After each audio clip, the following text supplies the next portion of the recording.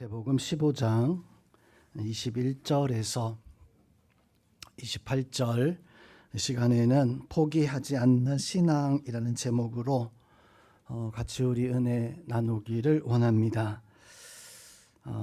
신앙, 포기하지 않는 신앙에 표본이 있다라고 한다면 바로 그것은 기도하는 신앙을 가지고 있는 사람인 것 같아요.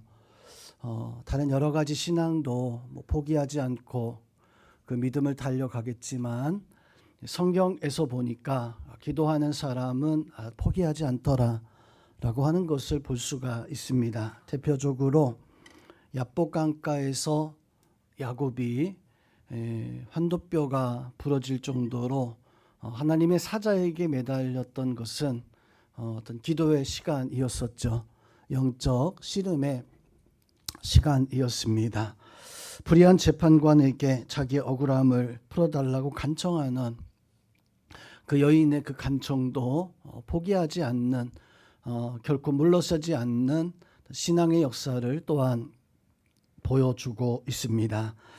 아들을 낳게 해달라고 그렇게 술 취한 듯이 하나님 앞에 온 마음을 다해서 기도했었던 한나의 그 기도 역시 포기하지 않는 신앙의 모습을 보여주고 있습니다. 히스기야 왕은 죽을 병에 걸렸을 때 벽을 향해서 통곡하고 하나님 앞에 날 살려달라라고 이렇게 기도했을 때 하나님은 히스기야 왕에게 15년의 생명을 더 연장시켜 주시는 그런 은혜도 주었습니다. 이처럼 기도는 포기하지 않는 신앙의 표본이 되어지는 것 같아요. 기도는 또한 여러 가지의 모습이 있습니다.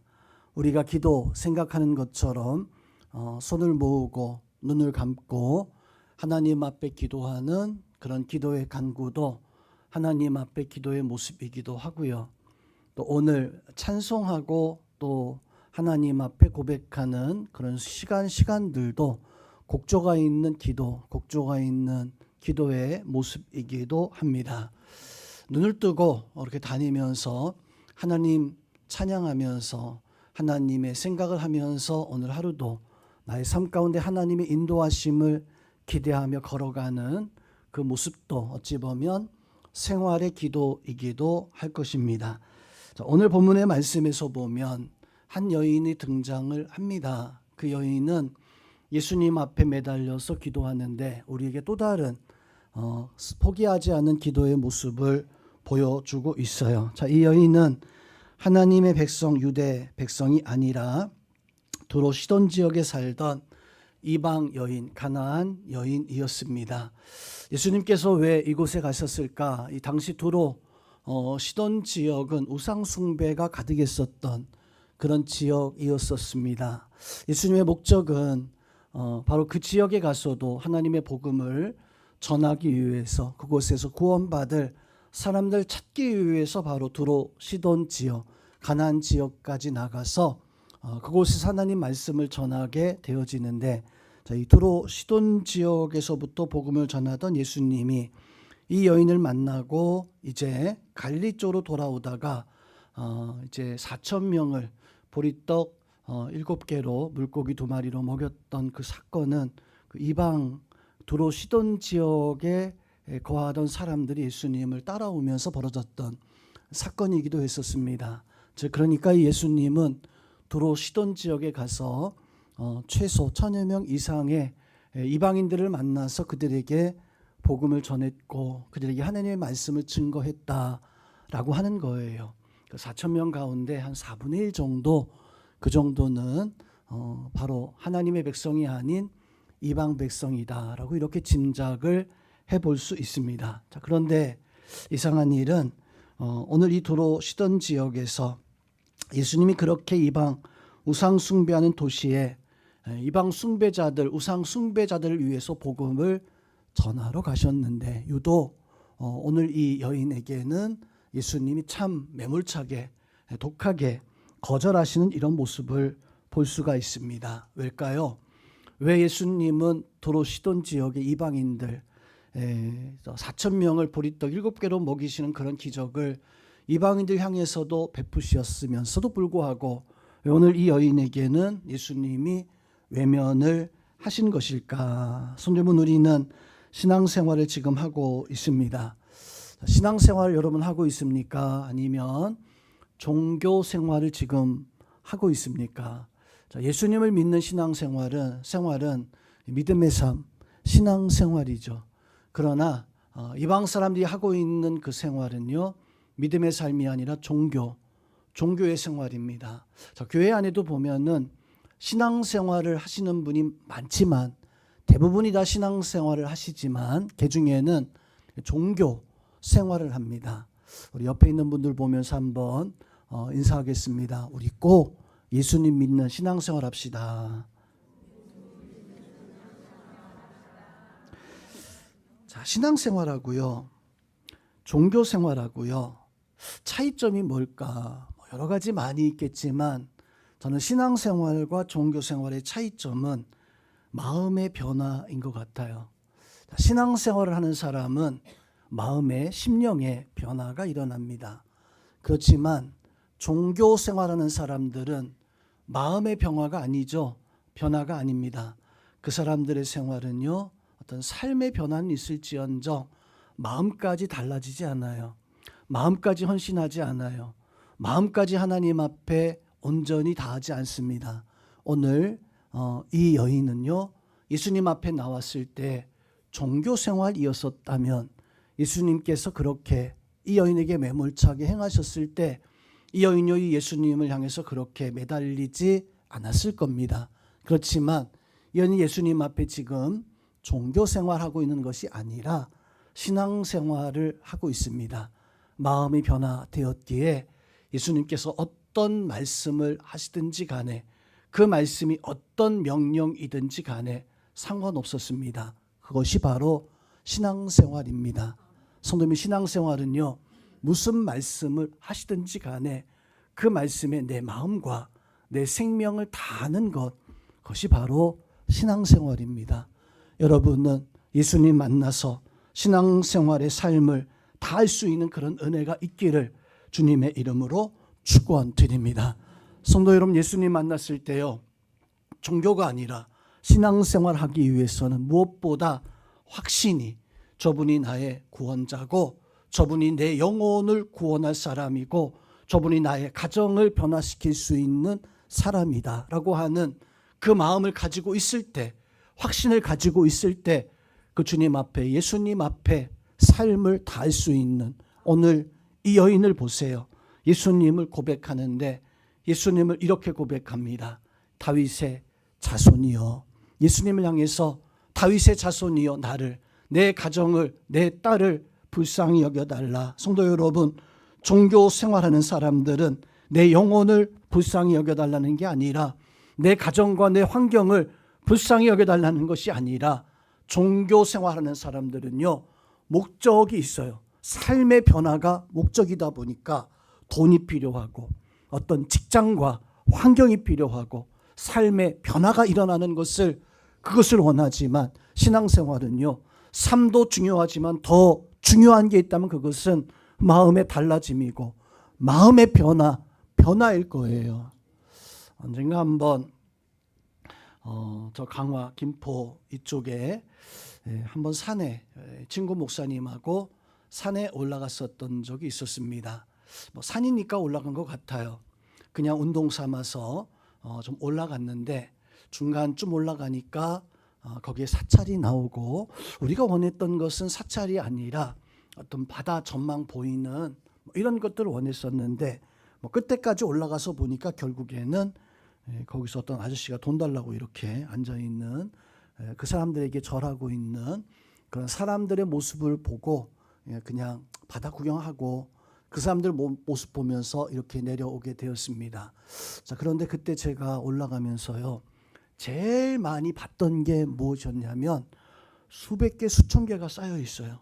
작은 벽돌에 무슨 이름이 써 있는 것, 조금 더 큰 벽돌에 누구 이름 써 있는 것, 정말로 값비싸 보이는 그 돌멩이에 이름이 큼지막하게 하나하나씩 새겨져 있는 것.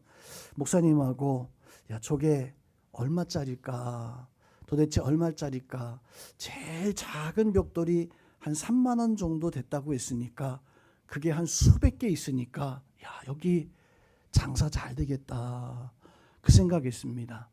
성령 그거 보면서요. 제가 느꼈던 것은 저 사람들은 영혼의 변화를 위해서 살아가는 게 아니라 삶의 변화, 어떤 대학교의 합격, 직장에 승진 잘하는 것, 이게 목적이구나. 이런 것이 목적이구나. 성령 우리도 그런 목적이 있긴 있지만 성령 오늘 이 여인이 예수님 만났던 것은 삶의 변화가 아니었습니다. 영혼이 구원받기 위해 있었어요.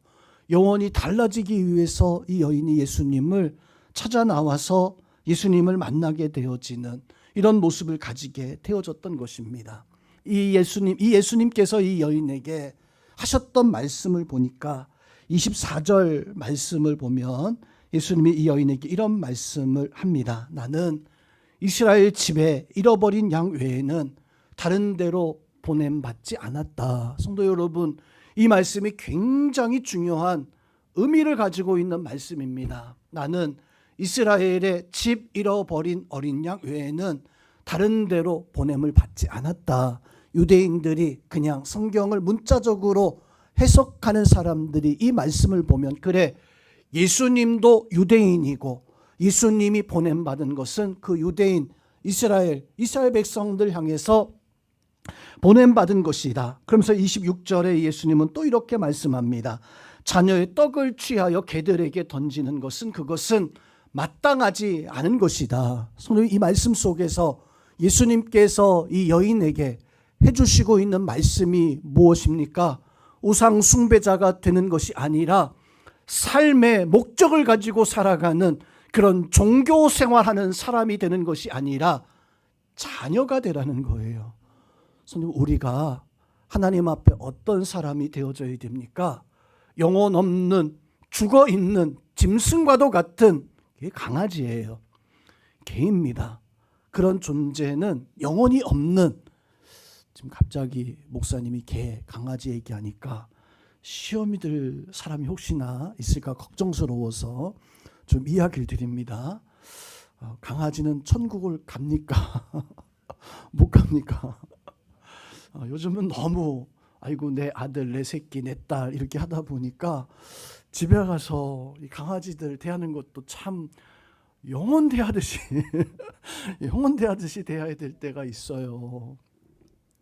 근데 성도 여러분, 오늘 예수님이 말씀하신 나는 내 자녀에게 보냄을 받았다. 나는 개에게 보냄받은 것이 아니다. 이 말씀에서 예수님 해주시고 있는 그 말씀의 그 의미. 성도님, 우리가 살아있는 영적 존재가 하나님의 자녀가 되어져서 하나님이 주시는 떡을 먹을 수 있는 이런 사람들이 되어줘야 됩니다.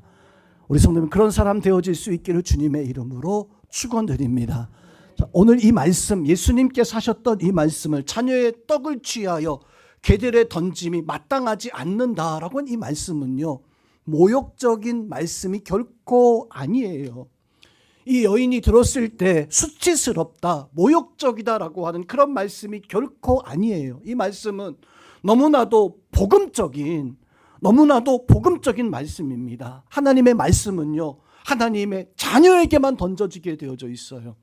예수님께서 복음을 전할 때 그 복음은요, 단 하나, 그 영혼이 살아있는 영혼, 예수 그리스도께서 이 땅에 오신 십자가에서 못 박혀 죽으신 그 이유는 무엇이냐면 영혼 없는 죽어 있는 사람들이 아니라 하나님의 자녀로 부름받은 그 사람들 위해서 이 땅에 오셨고, 이 땅에서 믿음의 삶을 살아가는 그 사람들 위해서 이 땅에서 십자가에서 못 박혀 죽으신 거예요. 그러나 예수님께서 말씀하신 개, 돼지라고 한 것은 성도 여러분, 그렇게 살지 말라는 것입니다. 우리를 향해서 하나님의 자녀답게 하나님의 영혼을, 하나님 앞에 내 영혼을 맡기면서 살아갈 수 있는 그런 복된 자가 될 수 있는 그런 심령이 되라고 예수님 말씀하신 거예요. 이 여인이 이 예수님의 대답에 맞장구를 치면서 이렇게 대답합니다. 27절에 보니까 옳습니다. 예수님의 말씀이 옳습니다 라고 하면서 그들도 주인의 상에서 떨어지는 부스러기를 먹습니다. 성도 여러분, 오늘 이 말씀에 예수님께서 하셨던 말씀은 자녀만이 떡을 먹을 수 있는데 개, 돼지도 주인의 상에서 떨어지는 부스러기를 먹을 수 있지 않겠습니까? 이 여인의 이 고백은요, 예수님의 모욕적인 말씀에 감사의 응답을 한 거예요.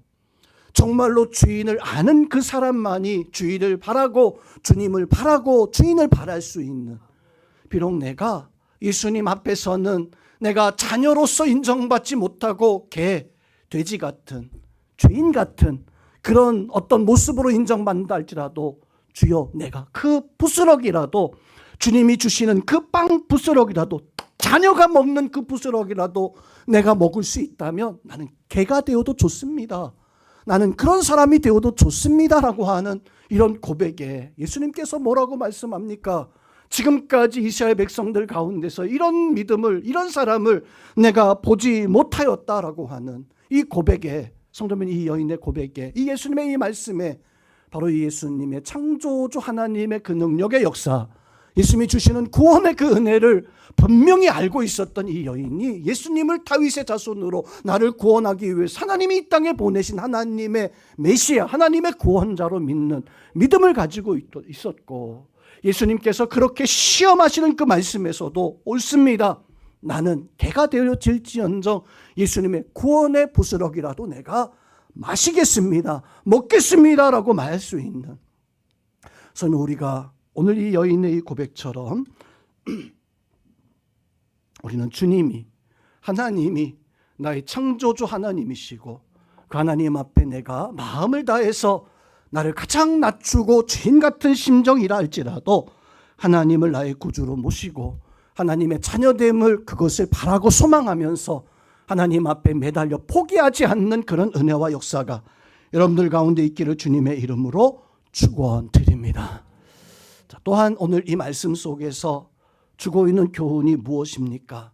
예수님께서는 이 여인을 시험하고 난 연후에 이 여인이 원하는 대로 그 딸을 고쳐주게 되어집니다. 자, 오늘 이 사건 속에서 이 예수님이 이 가나안 여인의 간청을 들으시고 이제 그 여인의 딸을 고쳐주게 되어지는데, 성도 예수님은 이 땅에 누구를 위해서 과연 오셨는가, 어떤 사람을 위해서 오셨는가라고 하는 것을 우리가 오늘 이 여인 통해서 보아야 됩니다. 바리새인들은, 제사장들은 예수님을 향해서 그렇게 이야기합니다. 저희 예수님이 가난한 자, 병든 자, 또 나병, 또 세리와 또 창녀들의 친구이다. 예수님께서 그렇게 그 사람들에게 어떤 이런 말씀을 들었던 것은 예수님께서 구원을 주시는 그 백성들의 그 모습이 바리새인들의 눈에는, 제사장들의 눈에는 그 모습으로밖에는 비춰지지 않았던 거예요. 예수님은요, 바리새인이 되었든 제사장이 되었든 세리가 되었든 아니면 가장 못한 사람 되었든 그 사람이 이방 사람이 되었든, 성도 여러분, 예수님은 누구든지 믿기만 하면 구원받게 하기 위해서, 누구든지 믿기만 하면 하나님의 자녀 되게 하시기 원하시는, 어떤 천한 사람, 어떤 존귀한 사람 상관없어요. 예수님께서는 어떤 사람이든지 간에 믿기만 하면, 사도행전 16장 13절 말씀에서 31절 말씀에서 보니까 주 예수를 믿으라, 그리하면 내 집이, 너와 내 집이 구원함을 얻으리라. 성도님은 우리가 예수님 믿기만 하면 내가 어떤 모습을 가지고 있든지 간에 천한 자이든 존귀한 자이든 상관없어요.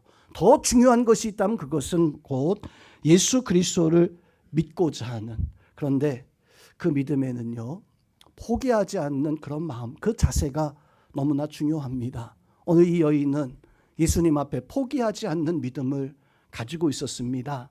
믿음의 가장 중요한 모습 가운데 한 가지, 겸손함도 있고 신실함도 있습니다. 그 겸손함이, 그 신실함이 정말로 가치 있는 믿음이 되기 위해서는 아무리 겸손해도 포기하면 소용없어요. 아무리 신실해 보여도 그 믿음이 중간에 그만둬 버리면 소용없습니다. 우리에게 필요한 것은 신실하고 정말로 좋은 믿음 가지고 있을 때 우리에게 필요한 것은 마지막까지 내가 주 예수 그리스도를 붙잡고 포기하지 않는 그 믿음의 모습을 가지고 살아가는 것. 오늘 이 자리에 나와 있는 성도 여러분, 우리가 바로 그 믿음과 그 마음을 가지고 살아갈 수 있는 그런 은혜가 바로 우리 가운데 있어야 됩니다. 우리 성도님 그 마음 가지고 살아갈 수 있기를 주님의 이름으로 축원드립니다. 마지막으로 오늘 여인이 우리에게 보여주고 있는 또 한 가지 사실은, 성도 여러분, 우리는 기도해서 응답 받아야지만이 어떤 기적이라고 생각을 합니다. 그래서 오늘 이 여인이 예수님 앞에, 예수님 제 딸을 좀 고쳐주세요, 제 딸이 귀신 들렸나이다 라고 이렇게 이야기했는데, 예수님께서 그 딸의 귀신을 쫓아주었던 그 순간이 기적이었는가? 성도 여러분, 우리는 예수님이 이 여인의 기도를 들어주는 그 순간부터, 기적의 순간은 어느 순간부터인가를 좀 알아야 돼요. 성도님, 기적은요, 내가 하나님 믿고 기도하는 그 순간부터가 기적입니다. 나 같은 사람이 어떻게 예수 그리스도를 알고, 나 같은 사람이 어떻게 하나님 앞에 이러한 당부를 할 수 있을까? 그것이 응답받은 것도 참 중요하지만, 그것도 참 놀라운 역사이지만, 중요한 것은 성도 여러분, 그리 되었든지 간에 아니 되었든지 간에 내가 하나님 앞에 기도하기 시작했다라고 하는 것, 내가 하나님 앞에 예수 그리스도의 이름을 부르기 시작했다는 것, 그것이 바로 우리의 삶 속의 기적이 시작되는 것임을 깨닫기를 주님의 이름으로 축원드립니다. 여러분이 하나님 앞에 나와 예배하고 기도하고 찬양할 때, 성도 여러분, 그 예배를 통해서, 찬양을 통해서, 기도를 통해서 내가 많은 복을 받아야 되겠다, 당연히 하나님께서는 그렇게 믿음의 삶을 살아가는 사람에게 복 주시기를 원하시는 하나님이십니다. 그렇지만 하나님은요, 우리에게 더 중요한 걸 원하셔요. 그것이 무엇이냐면 내가 하나님을 어떻게 믿고 내가 어떻게 하나님을 바라보고 있는가. 우리 자리에 있는 우리 영혼교회 성도님들, 우리 헌신하는 우리 여선교회 성도님들, 하나님 앞에서 우리는 내가 예배하는 게 기적이다, 내가 기도하고 있는 게 기적이다, 내가 오늘 그냥 내가 오늘 나와서 앉아있는 것, 이것만도 기적이다라고 하는, 거기서부터 하나님 앞에 감사하고, 거기서부터 포기하지 않는 신앙이 시작되어지고, 거기서부터 하나님이 주시는 놀라운 응답의 역사가 여러분들 삶 속에, 우리 성도님 삶 속에 능히 나타나는 그런 은혜가 있기를 주님의 이름으로 축원드립니다.